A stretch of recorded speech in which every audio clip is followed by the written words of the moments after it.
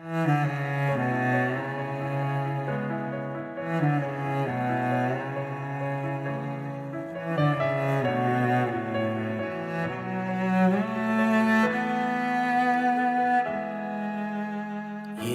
perhatikan hidup semua orang yang lemah, Yesus kan kuatkan. Yesus yang mengenal hatiku dan air mata, hanya Yesus yang ku punya. Di tengah ombak, Yesus menolong. Yesus berdiri menghardik, diam dan tenanglah di tengah gelombang. Yesus berjalan, tangannya pegang tanganku, ku takkan goyah.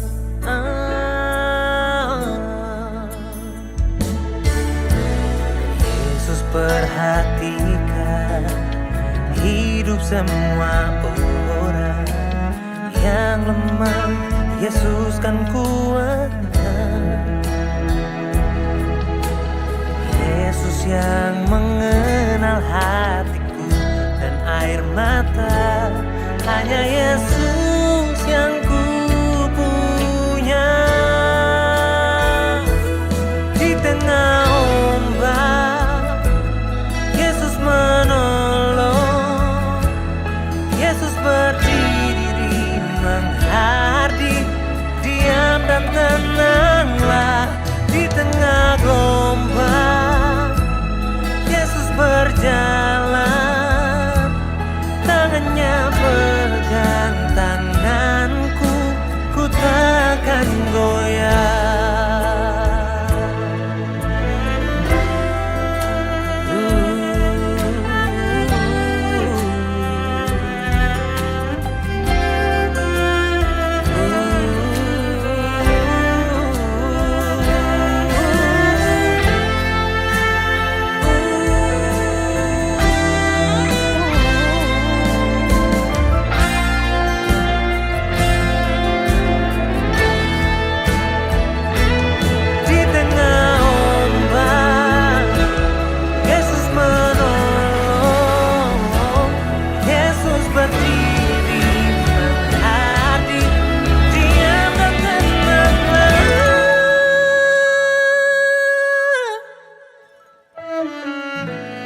Di tengah gelombang, Yesus berjalan,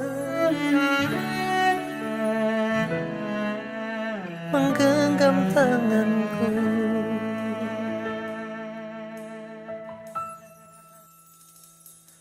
Tangannya pegang tanganku, ku takkan tenggelam.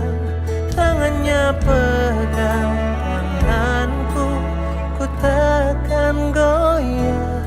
Tangannya pegang tanganku, takkan tenggelam.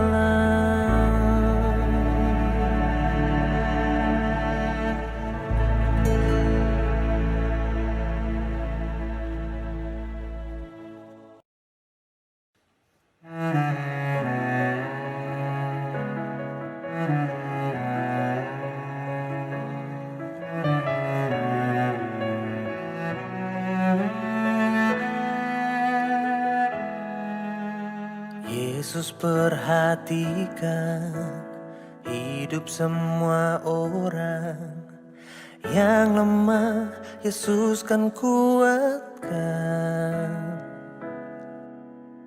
Yesus yang mengenal hatiku dan air mata, hanya Yesus yang ku punya. Di tengah ombak, Yesus menolong. Yesus berdiri menghardik, diam dan tenanglah di tengah gelombang. Yesus berjalan, tangannya pegang tanganku, ku takkan goyah.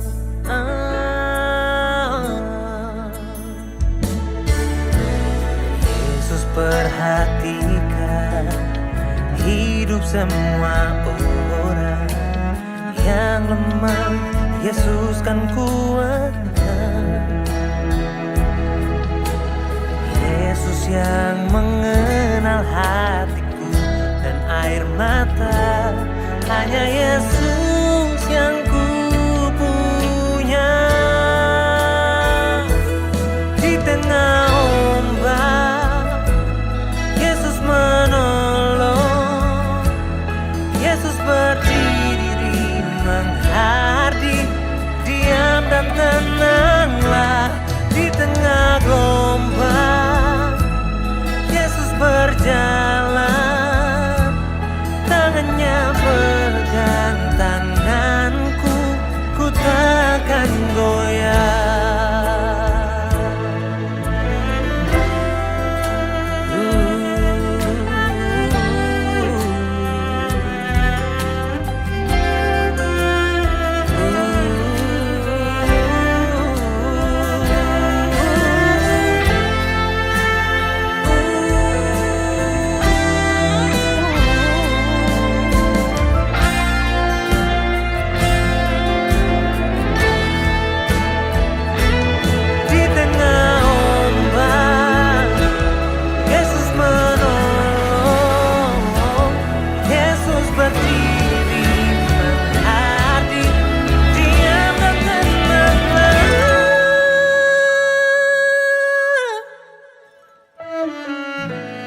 Di tengah gelombang, Yesus berjalan,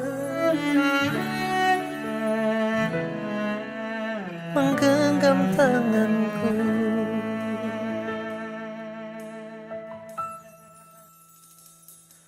Tangannya pegang tanganku, ku takkan tenggelam.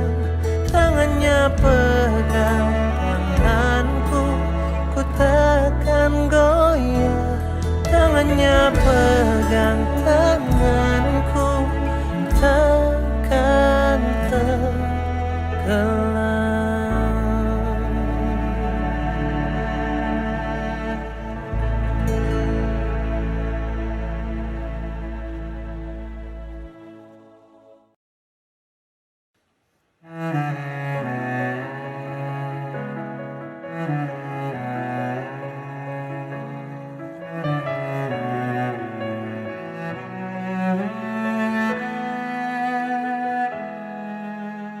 Yesus perhatikan hidup semua orang yang lemah, Yesus kan kuatkan. Yesus yang mengenal hatiku dan air mata, hanya Yesus yang ku punya. Di tengah ombak, Yesus menolong. Yesus berdiri menghardik, diam dan tenanglah. Di tengah gelombang, Yesus berjalan, tangannya pegang tanganku, ku takkan goyah.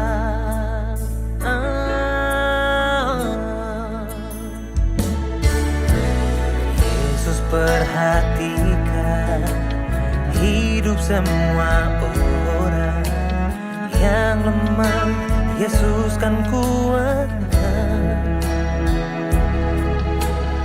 Yesus yang mengenal hatiku dan air mata, hanya Yesus yang ku punya. Di tengah ombak, Yesus menolong. Yesus berdiri menghardik, diam dan tenanglah. Di tengah gelombang,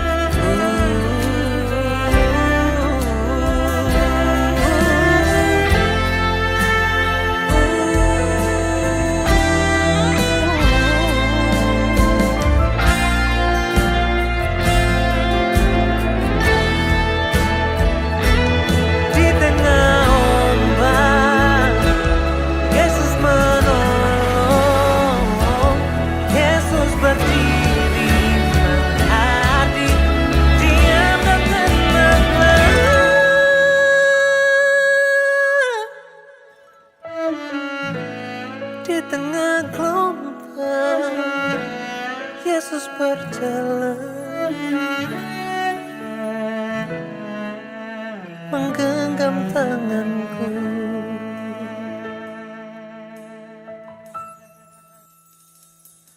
Tangannya pegang tanganku, ku takkan tenggelam. Tangannya pegang tanganku, ku takkan goyah.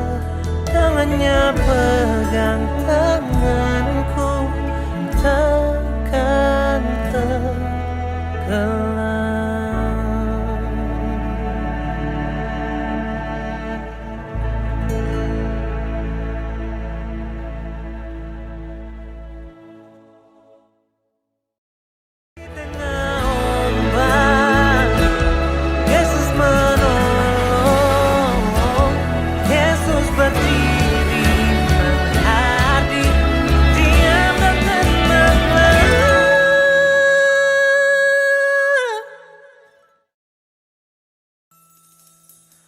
Tangannya pegang tanganku, ku takkan tenggelam.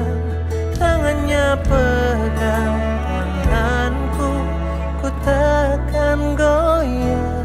Tangannya pegang tanganku, takkan tenggelam.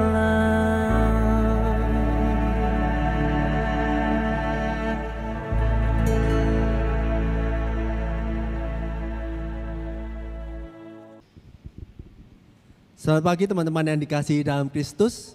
Puji syukur kepada Tuhan, kita dikumpulkan kembali di ibadah online pada pagi hari ini. Oleh maka dari itu, marilah kita datang ke hadirat Tuhan, kita bangkit berdiri, dan kita mengambil saat teduh sejenak.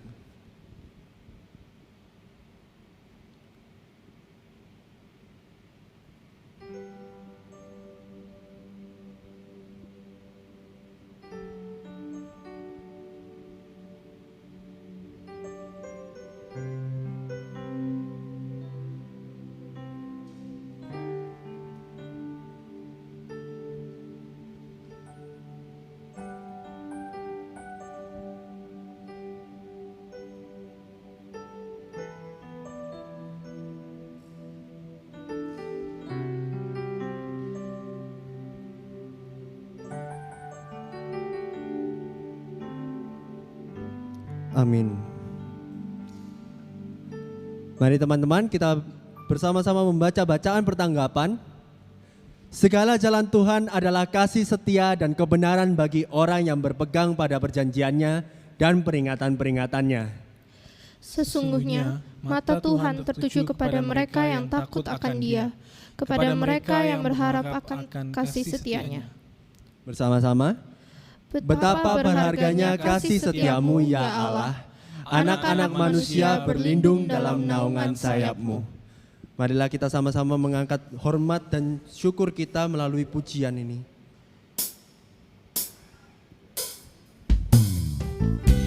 Mari kita sama-sama nyatakan bahwa Tuhan kita adalah Tuhan yang besar.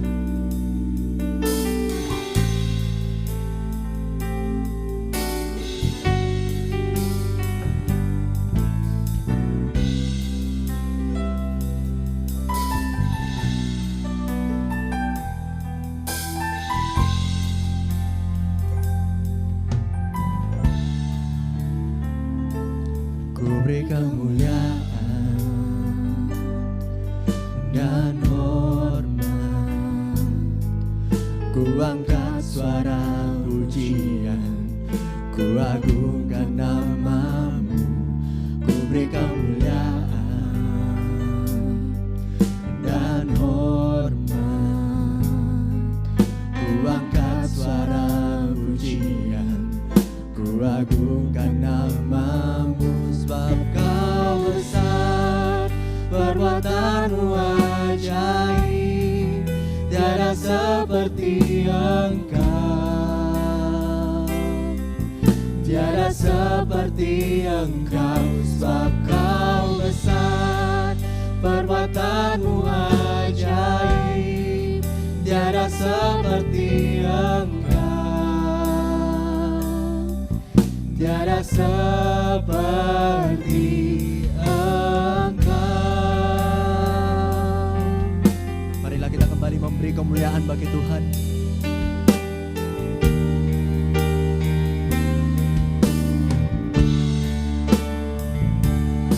Beri kemuliaan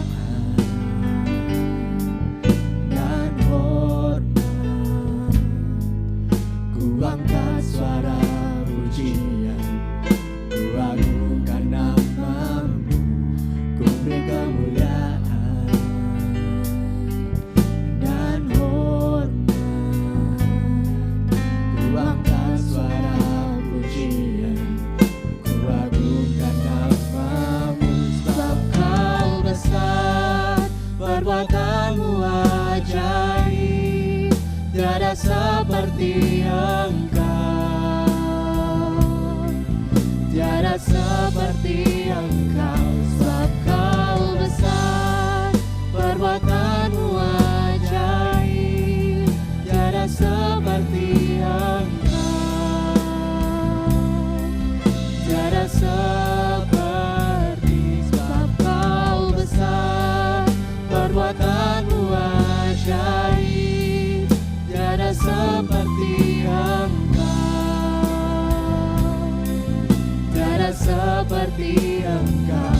Sebab kau besar, perbuatanmu ajaib, tiada seperti Engkau, tiada seperti Engkau. Ku kagum hormat akan Engkau. Ku kagum hormat akan Engkau. Ku kagum hormat akan Engkau. Kau Allah yang layak dipuji. Ku kagum akan Engkau.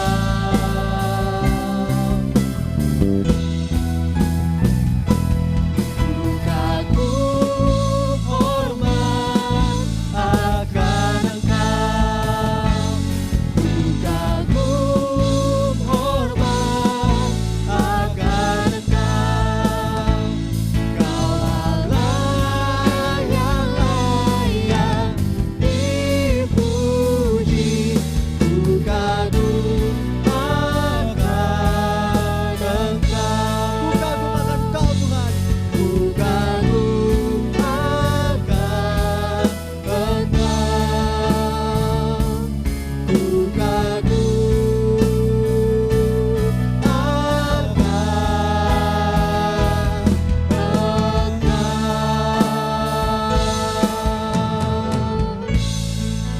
Mari kita bersatu di dalam doa.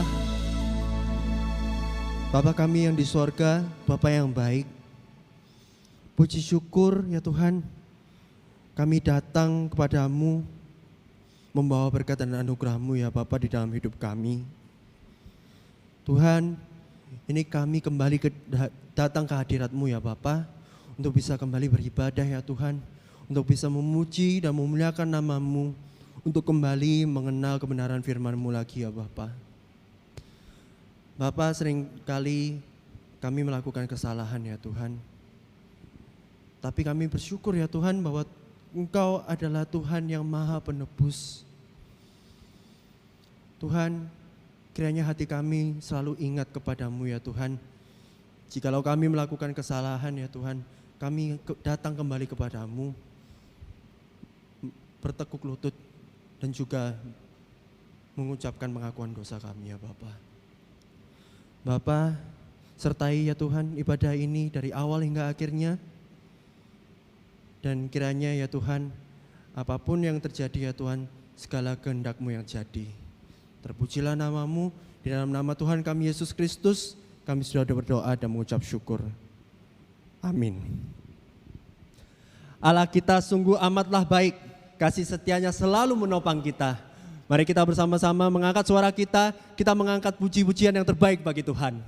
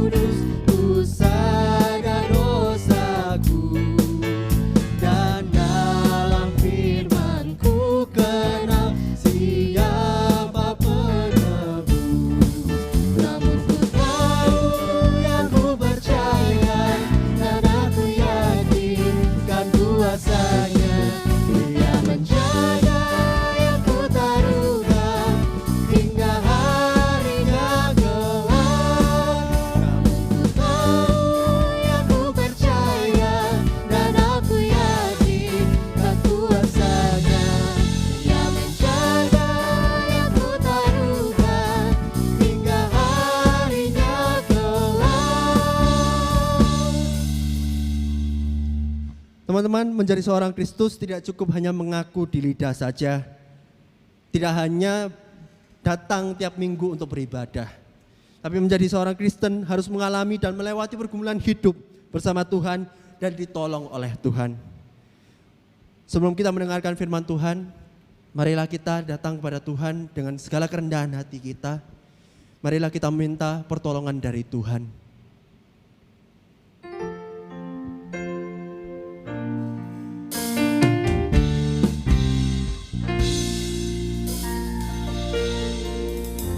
Setiap hari ku melihat dan hatiku merasakan betapa berharganya Kau di dalam hidupku. Tak dapat ku mengalami segala perbuatanmu, betapa besar kasih-Mu di dalam hidupku. Yesus, peganglah erat tanganku, ku tak dapat jalan sendiri. Pertolonganku hanya datang dari Engkau. Yesus, berjalanlah bersamaku selamanya.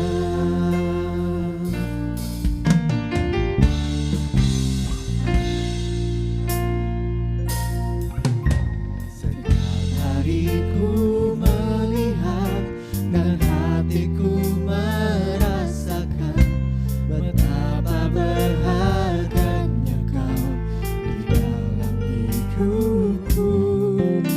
Tak dapat ku menyelami segala perbuatanmu, betapa besar kasih-Mu di dalam hidupku.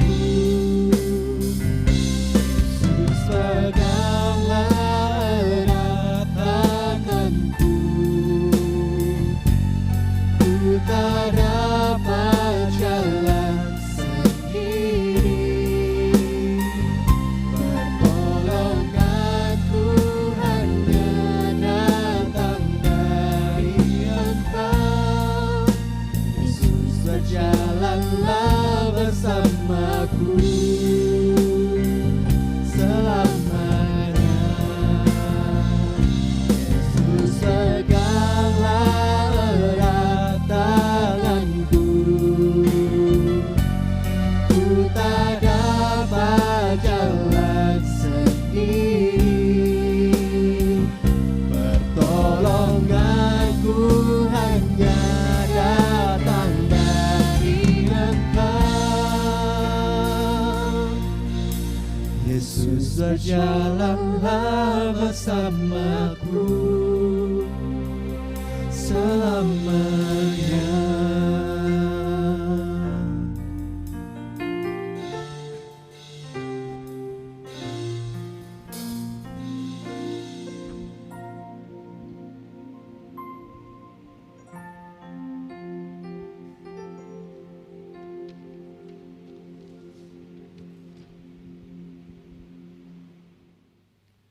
Shalom, selamat pagi. Kita bersyukur pada Tuhan kalau kita boleh bersama-sama ada di dalam ibadah ini meskipun kita masih tetap harus beribadah secara online. Mari teman-teman, sebelum kita membaca dan merenungkan firman Tuhan pagi hari ini, saya akan mengajak kita untuk lebih dahulu berdoa kepada Tuhan. Mari kita tunduk kepala, kita berdoa. Bapa Surgawi, kami menaikkan pujian dan syukur kami karena anugerah Tuhan tidak pernah berkesudahan.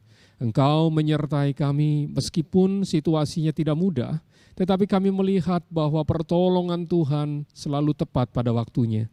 Dan pagi hari ini kami bersama-sama akan membaca dan merenungkan firman-Mu.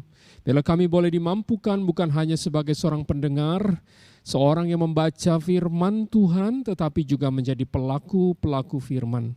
Mari Tuhan bekerjalah di tengah-tengah dan di dalam hidup kami masing-masing. Kami menyerahkan pemberitaan firman-Mu ini ke dalam tangan pengasihan-Mu. Hanya di dalam nama Tuhan kami Yesus Kristus kami berdoa. Amin. Mari kita buka Alkitab kita. Saya mengajak kita melihat di dalam kitab Yosua pasal pertama sampai dengan ayatnya yang ke-9. Yosua pasal pertama ayat 1 sampai dengan ayat yang ke-9. Begini sabda Tuhan. Sesudah Musa, hamba Tuhan itu mati, berfirmanlah Tuhan kepada Yosua bin Nun, abdi Musa itu, demikian. Hambaku Musa telah mati, sebab itu bersiaplah sekarang. Seberangilah sungai Yordan ini, engkau dan seluruh bangsa ini menuju ke negeri yang akan kuberikan kepada mereka, kepada orang Israel itu.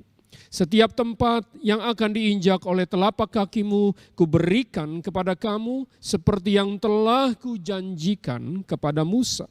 Dari padang gurun dan gunung Libanon yang sebelah sana itu sampai ke sungai besar, yaitu sungai Efrat, seluruh tanah orang Het, sampai ke laut besar di sebelah matahari terbenam, semuanya itu akan menjadi daerahmu. Seorang pun tidak akan dapat bertahan menghadapi engkau seumur hidupmu, seperti aku menyertai Musa. Demikianlah aku menyertai engkau. Aku tidak akan membiarkan engkau dan tidak akan meninggalkan engkau. Kuatkan dan teguhkanlah hatimu, sebab engkaulah yang akan memimpin bangsa ini, memiliki negeri yang akan kujanjikan dengan bersumpah kepada nenek moyang mereka untuk diberikan kepada mereka. Hanya kuatkan dan teguhkanlah hatimu dengan sungguh-sungguh, bertindaklah hati-hati, sesuai dengan seluruh hukum yang telah diperintahkan kepadamu oleh hambaku Musa. Janganlah menyimpang ke kanan atau ke kiri supaya engkau beruntung kemanapun engkau pergi. Janganlah engkau lupa memperkatakan kitab Taurat ini. Tetapi renungkanlah itu siang dan malam supaya engkau bertindak hati-hati sesuai dengan segala yang tertulis di dalamnya. Sebab dengan demikian perjalananmu akan berhasil dan kau akan beruntung. Bukankah telah kuperintahkan kepadamu, kuatkan dan teguhkanlah hatimu. Janganlah kecut dan tawar hati, sebab Tuhan Allahmu menyertai engkau kemanapun engkau pergi. Sampai di sini pembacaan firman Tuhan untuk kita pagi hari ini. Rekan-rekan yang dikasih dalam nama Tuhan, saya mengajak kita melihat sebuah gambar berikut. Sebuah gambar yang menarik kalau kita ingat dalam pelajaran biologi misalnya, adalah cara bagaimana seekor hewan mempertahankan diri dari berbagai ancaman yang ada dalam hidupnya. Di bagian kanan kita melihat ada seekor binatang yang tubuhnya dipenuhi dengan duri. Tidak salah, itu landak. Bagaimana seekor landak mempertahankan diri dari ancaman?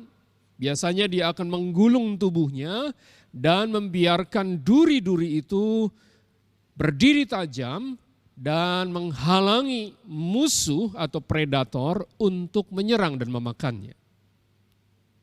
Lalu yang di tengah kita bisa melihat ada seekor kura-kura. Bagaimana kura-kura mempertahankan diri kalau dia menghadapi ancaman?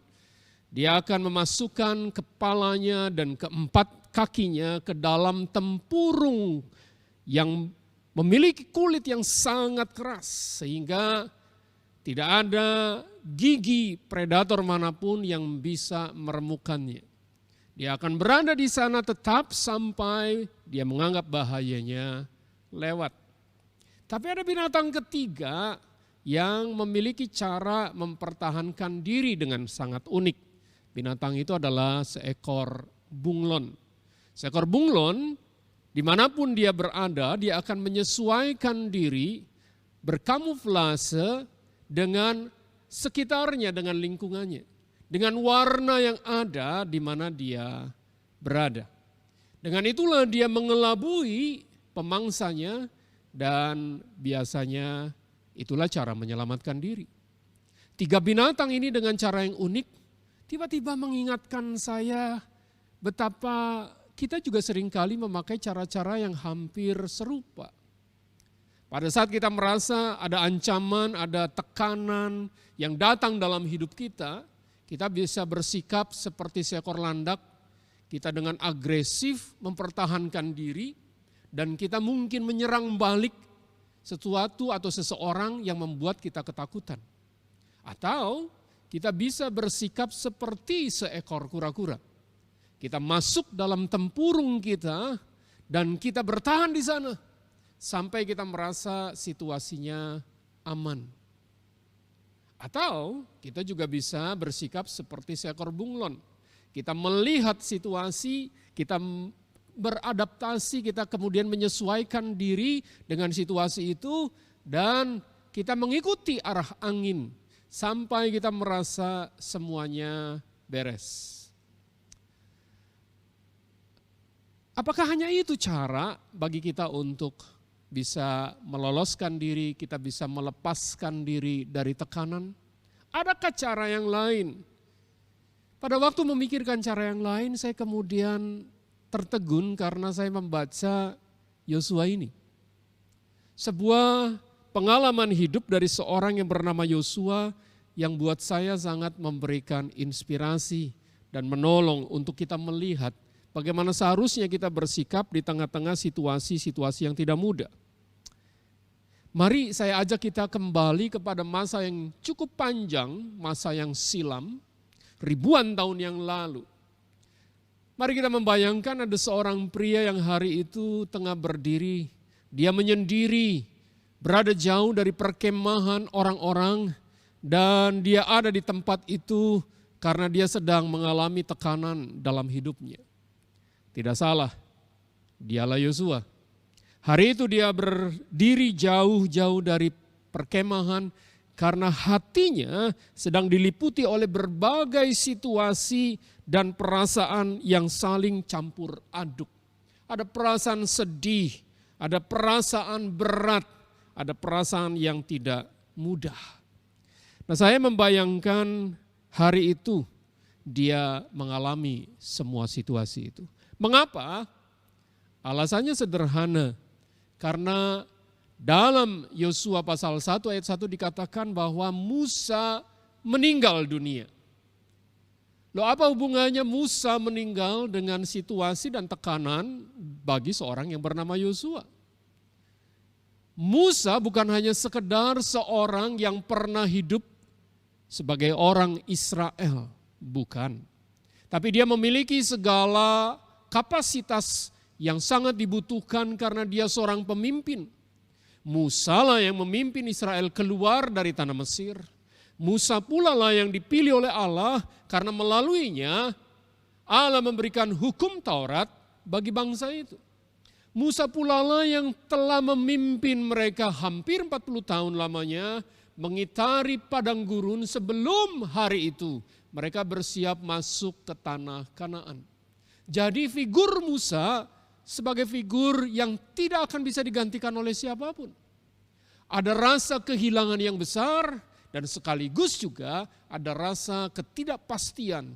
Karena sekarang ibaratnya mereka tidak memiliki pemimpin. Memang hari itu dan jauh sebelumnya Yosua sudah dipersiapkan. Tetapi Yosua mengerti bahwa menggantikan Musa bukan hal yang mudah. Musa dengan seluruh kapabilitasnya itu tidak akan tergantikan. Tapi Pak, bukankah menjadi pemimpin itu hal yang menyenangkan? Karena sebagai pemimpin, Yosua memiliki kuasa untuk memerintah. Bukankah sebagai pemimpin, dia akan disegani, dia akan dihormati. Betul sih, tapi jangan terlalu cepat kita mengambil kesimpulan itu. Pernahkah kita membayangkan seperti apa Israel? Memang Israel hari itu termasuk bangsa yang besar. Lebih dari 2 juta orang yang sedang berjalan ke tanah Kanaan. Tetapi ingat bahwa bangsa ini adalah bangsa yang dikenal sebagai bangsa yang tegar tengkuk. Yang artinya mereka adalah bangsa yang sering kali memberontak. Bukan hanya kepada pemimpin mereka tapi bahkan juga memberontak terhadap Allah. Mereka sulit untuk diatur.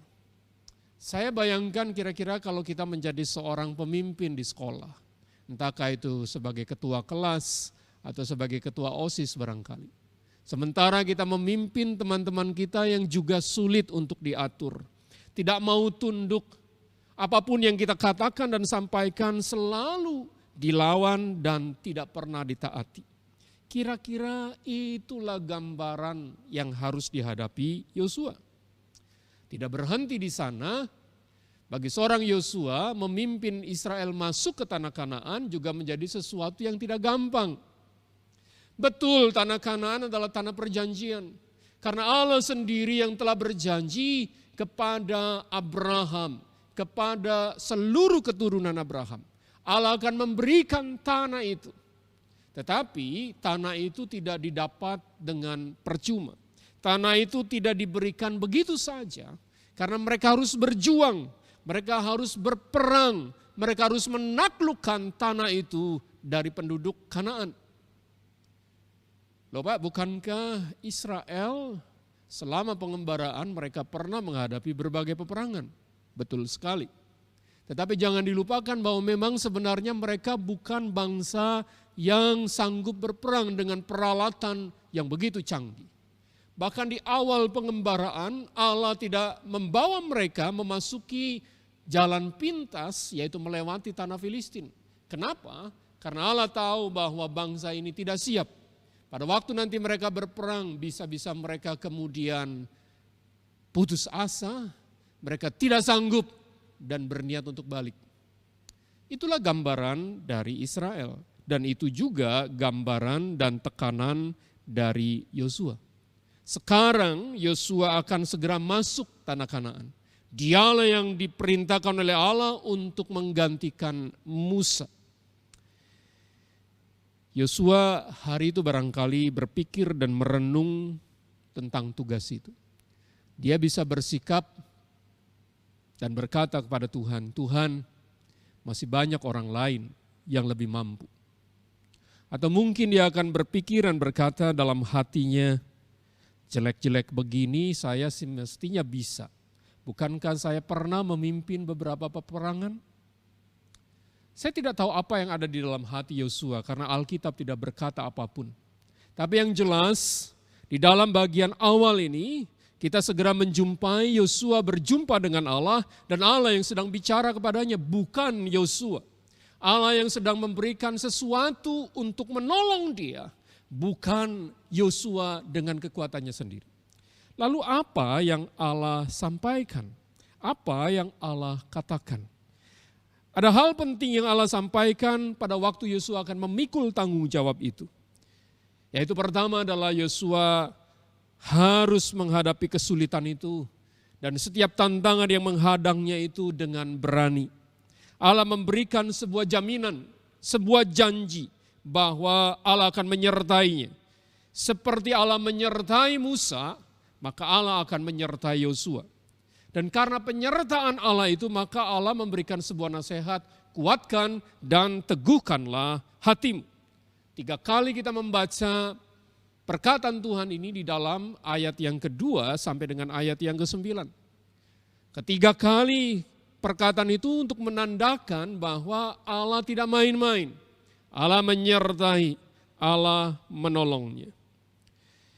Pada waktu kita membaca keseluruhan kisah tentang Yosua, maka kita akan mengerti bahwa menaklukkan tanah Kanaan bukan pekerjaan yang mudah.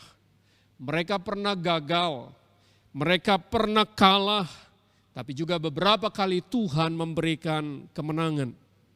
Itulah janji Tuhan yang tidak pernah berubah dalam hidup Yosua. Tapi sekaligus juga janji Allah yang sedang diberikannya kepada engkau dan saya hari ini.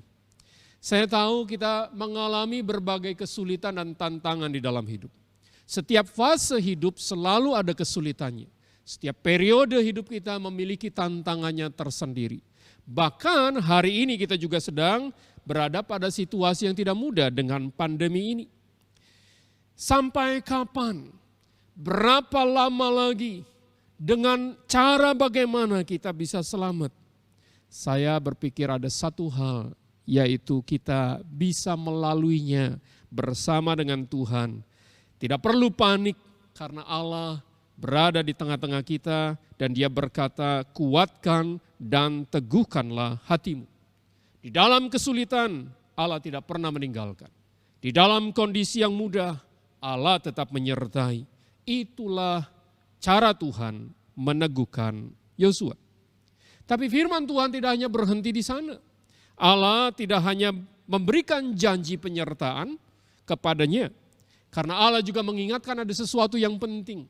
Bahwa keberanian yang dipunyai oleh Yosua itu bukan semata-mata karena dia mampu. Tetapi Allah memintanya untuk tetap taat dan tunduk terhadap perintahnya. Coba perhatikan ayat yang ke-7 sampai dengan ayat yang ke-8. Di sana Allah berkata, kuatkan teguhkanlah hatimu dengan sungguh-sungguh, bertindaklah hati-hati dengan seluruh hukum yang telah diperintahkan padamu oleh hambaku Musa. Jangan menyimpang ke kanan atau ke kiri, supaya engkau beruntung kemanapun kau pergi. Jangan kau lupa memperkatakan kitab Taurat ini, tapi renungkanlah itu siang dan malam, supaya engkau bertindak hati-hati sesuai dengan kebenaran yang tertulis di dalamnya. Sebab dengan demikian perjalananmu akan berhasil dan kau akan beruntung. Jadi sesungguhnya keberanian dan kesungguhan Yosua untuk menghadapi tantangan tidak didasarkan pada kemampuannya, pengalamannya, keahliannya, kepandaiannya sendiri. Tetapi perlu didasari oleh firman Tuhan. Dan memang di dalam kitab Yosua kita melihat bagaimana Yosua menaklukkan kota demi kota, daerah demi daerah dengan cara dia bergantung pada Tuhan. Lihat saja bagaimana dia menaklukkan Yeriko, kota yang besar dan berkubu itu. Ditaklukkan dengan cara yang tidak pernah ada dalam strategi perang manapun. Mengelilingi kota itu setiap hari 1 kali, pada hari yang ke-7 mengelilinginya 7 kali, bersorak dengan suara keras, maka runtuhlah kota itu, tembok kota itu. Kota yang besar dikalahkan dengan cara yang begitu ajaib. Tapi juga dia pernah berada pada situasi sulit pada waktu hendak mengalahkan Ai. Pikir Yosua dan orang-orang kota Yeriko yang besar saja bisa mereka taklukkan, apalagi Ai. Mereka melupakan Allah dan disitulah kegagalan mereka, di samping karena dosa Akan yang membuat bangsa itu kalah. Pada waktu mereka kembali dan bertobat, Allah memulihkan dan menolong mereka. Jelas di sini bahwa relasi Yosua dengan Allah sangat menentukan bagaimana dia bersikap dan menghadapi situasi-situasi sulit di dalam kehidupannya. Tapi hal ini tidak mudah, saya tahu. Bahkan tokoh sebesar dan sekaliber Musa sekalipun dia pernah gagal untuk tunduk dan taat kepada Allah. Satu-satunya dosa yang menghalangi Musa untuk masuk tanah Kanaan dicatat di dalam Bilangan pasal 20. Pada waktu seluruh bangsa Israel berada di padang gurun Sin, mereka kehabisan air. Mereka datang dan kemudian mendesak Musa supaya memberikan mereka air. Disitulah Musa gagal karena Allah menyuruh Musa untuk berkata pada bukit batu. Tapi di dalam kemarahannya Musa memukul bukit batu itu dan dari situlah terkeluar air. Harusnya beres karena kebutuhan Israel adalah air. Tapi di mata Tuhan tidak. Karena Musa gagal untuk taat kepada Tuhan. Dia tidak percaya kepada Tuhan. Karena itu konsekuensinya jelas. Dia tidak diperkenankan masuk ke tanah perjanjian. Saya percaya bahwa Allah sampai hari ini menghendaki supaya kita tetap tunduk dan taat kepadanya. Tapi saya juga tetap menyadari bahwa hal itu tidak semudah kita ngomong. Hal itu tidak semudah yang kita pikirkan. Dalam pengalaman saya juga pernah mengalami situasi seperti itu. Saya ingat pada waktu kecil, satu ketika di rumah kami yang tidak terlalu besar, saya dengan kakak perempuan saya, cece saya, kami bermain di rumah itu. Lari kejar-kejaran. Mama saya melihat kami dan berkata, jangan lari-lari di rumah, nanti nabrak sesuatu. Hari itu saya dengar dengan jelas omongannya, bukan hanya 1 kali, 2 atau 3 kali. Tapi dalam hati kecil saya berkata, gak asik nih mama gitu. Masa orang lagi main dilarang. Saya meragukan dan kemudian mengabaikan apa yang dia katakan. Pada waktu kami lari tiba-tiba ada suara keras, brak. Anda tahu apa yang terjadi? Saya nabrak nabrak sebuah lemari kaca yang terbuka pintunya, dan saya lari tepat ke arahnya, terjatuh dan kemudian menangis karena apa? Karena paha saya terluka, ada pecahan kaca yang nancap di situ. Dari situlah saya belajar sesuatu, ternyata mendengar, menaati, dan tunduk pada perintah Tuhan tidak semudah kita melakukannya. Tapi saya percaya satu hal ini, bahwa ada kekuatan yang Allah berikan kepada kita untuk seperti Yosua, bahkan lebih dari Yosua. Loh, bagaimana caranya? Satu hal ini saja, bahwa ada satu pribadi yang akan menolong dan sanggup menolong kita, yaitu Tuhan Yesus sendiri. Perhatikan di situasi yang sulit di Taman Getsemani, Tuhan dengan kesadaran penuh sebagai seorang manusia, dia tunduk kepada Allah, Bapanya, dan dia tidak meninggalkan tantangan itu. Dia melaksanakan kehendak Bapanya dengan tuntas sampai di atas kayu salib, di dalam kematian sebagai seorang yang begitu direndahkan di atas bumi ini. Karena itulah dia sanggup menyelesaikannya. Yesus yang sanggup adalah Yesus juga yang sedang memampukan kita hari ini. Bagi saya ada sebuah kalimat menarik yang ditulis oleh Charles Spurgeon. Dia berkata, trials teach us what we are. They dig up the soil and let us see what we are made of. Kurang lebih berarti kesulitan mengajarkan kepada kita siapa kita sebenarnya. Karena kesulitan itu akan menggali tanah kehidupan kita dan membuat kita melihat seperti apa kita. Yosua menghadapi tantangan yang tidak mudah dan dia berjalan bersama dengan Allah sampai dia hidup berkenan kepada Tuhan. Bagi saya hal yang sama juga terjadi dalam hidup kita. Kita menghadapi tantangan setiap hari, setiap saat. Jangan lari, mari kita menghadapinya bersama dengan Kristus Tuhan kita. Karena dialah yang akan memberikan kekuatan. Dan kita akan dimampukan untuk menyelesaikan sampai akhirnya kita memuliakan Dia. Teruslah berproses di dalam setiap kesulitan bersama dengan Kristus Tuhan kita. Amin. Mari kita tunduk kepala, kita akan masuk dalam doa. Bapa Surgawi, kami bersyukur tentang hal ini. Bahwa di setiap bagian hidup kami, di setiap periode hidup kami, di setiap tantangan yang kami hadapi, kami tidak berjalan sendiri. Kami punya Tuhan. Kami sedang diproses bersama dengan Kristus. Supaya setiap masalah itu sungguh-sungguh menolong kami untuk melihat karya Tuhan yang indah, yang tidak pernah meninggalkan kami.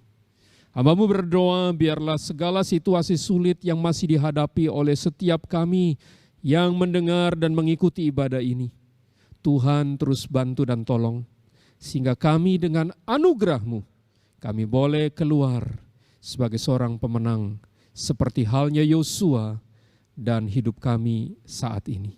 Terima kasih Tuhan, ini doa kami yang kami bawa dan alaskan hanya di dalam satu nama Tuhan kami, Yesus Kristus. Amin. Mari bersama-sama kita akan bangkit berdiri, kita mengucapkan pengakuan iman rasuli kita demikian. Aku percaya kepada Allah, Bapa yang Maha Kuasa, Khalik langit dan bumi, dan kepada Yesus Kristus anaknya yang tunggal Tuhan kita, yang dikandung dari Roh Kudus, lahir dari anak darah Maria, yang menderita sengsara di bawah pemerintahan Pontius Pilatus, disalibkan, mati dan dikuburkan, turun ke dalam kerajaan maut. Pada hari yang ketiga bangkit pula dari antara orang mati, naik ke surga, duduk di sebelah kanan Allah, Bapa yang Maha Kuasa. Dan dari sana Ia akan datang untuk menghakimi orang yang hidup dan yang mati.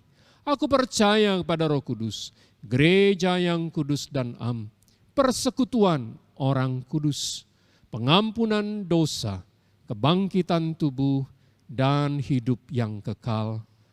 Amin. Terima kasih kepada Pendeta David Kosasi atas firman yang sudah disampaikan. Kiranya apa yang kita terima pada pagi hari ini tidak hanya direnungkan di dalam hati kita, tapi juga diterapkan dalam kehidupan kita sehari-hari. Dan teman-teman, marilah kita bersyukur dan dengan hati yang rela kita memberikan persembahan. Teman-teman bisa memberikan persembahan melalui QR Code atau rekening GKA Gloria Galaxy.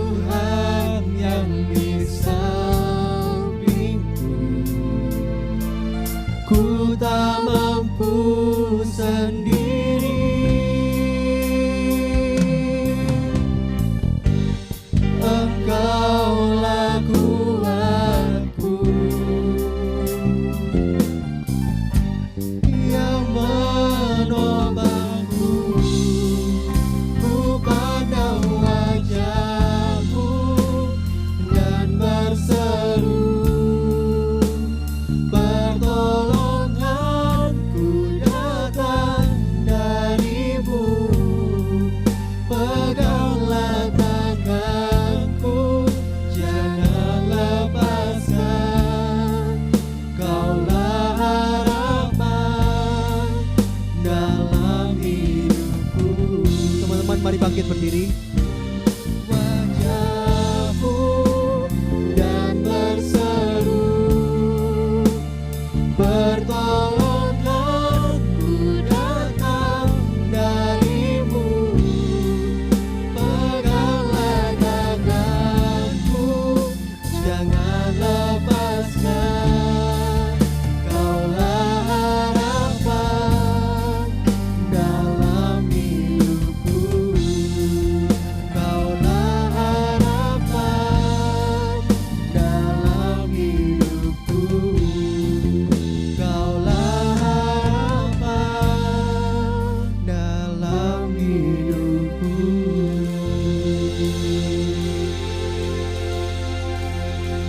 Mari kita berdoa. Harapan kami ya Tuhan bahwa Engkau akan terus menguatkan dan meneguhkan iman kami.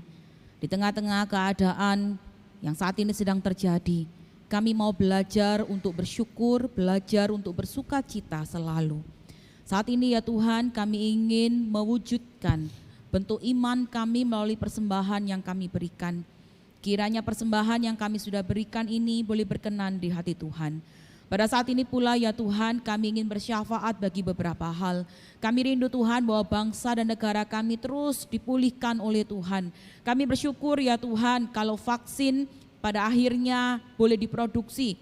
Sekalipun kami tidak tahu apakah vaksin ini bisa 100% boleh menolong pandemi yang saat ini sedang terjadi. Namun harapan kami Tuhan akan memberkati agar vaksin yang sudah diproduksi ini nantinya dapat menghasilkan hal yang baik bagi masyarakat Indonesia.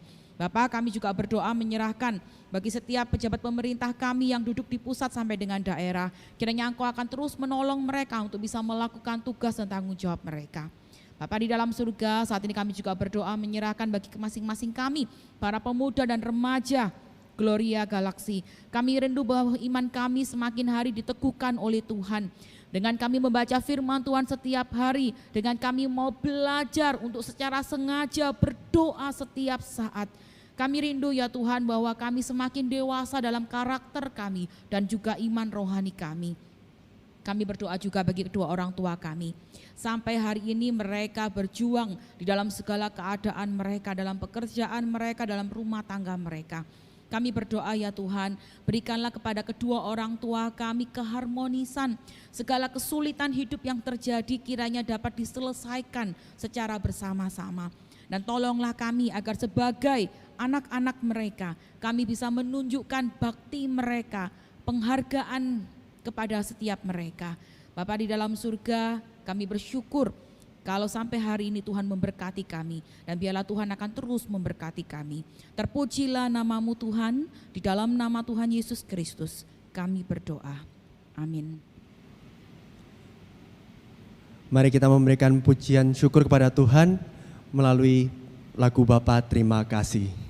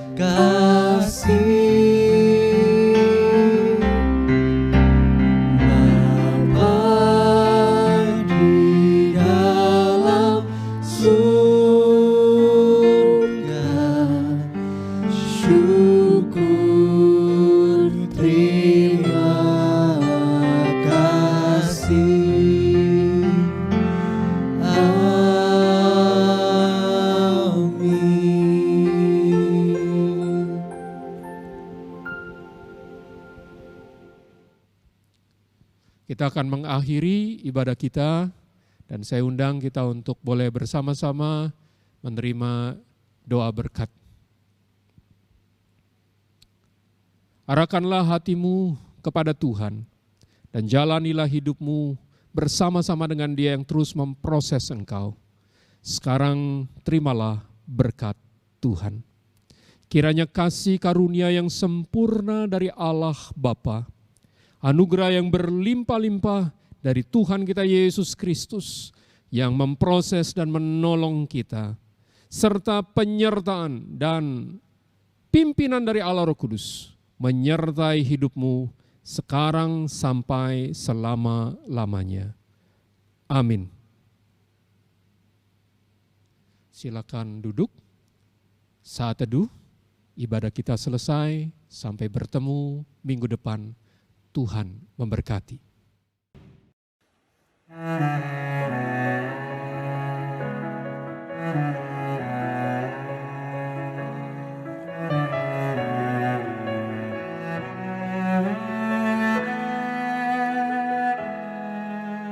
Yesus perhatikan hidup semua orang. Yang lemah Yesus kan kuatkan. Yesus yang mengenal hatiku dan air mata, hanya Yesus yang ku punya. Di tengah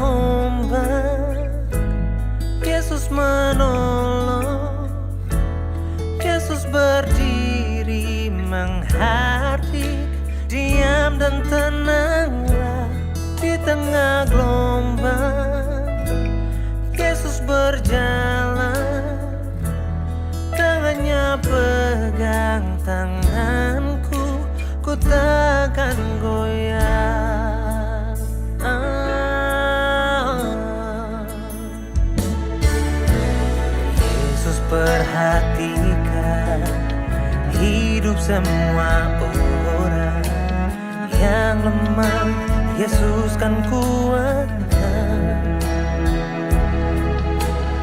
Yesus yang mengenal hatiku dan air mata, hanya Yesus yang ku punya. Di tengah ombak, Yesus menolong. Yesus berdiri menghardi, diam dan tenanglah. Di tengah gelombang, Yesus berjalan, tangannya pegang tanganku, ku takkan goyah.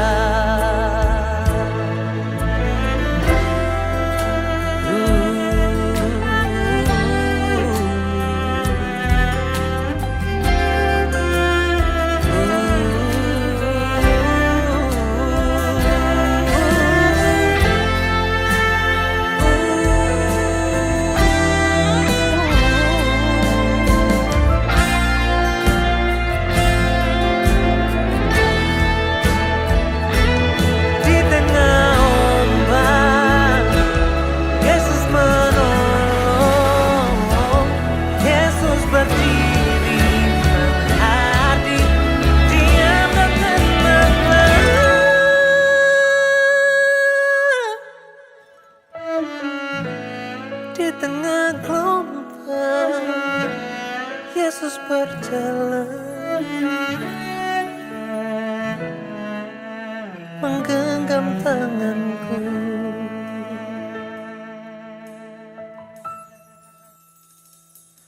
Tangannya pegang tanganku, ku takkan tenggelam. Tangannya pegang tanganku, ku takkan goyah. Tangannya pegang tangan.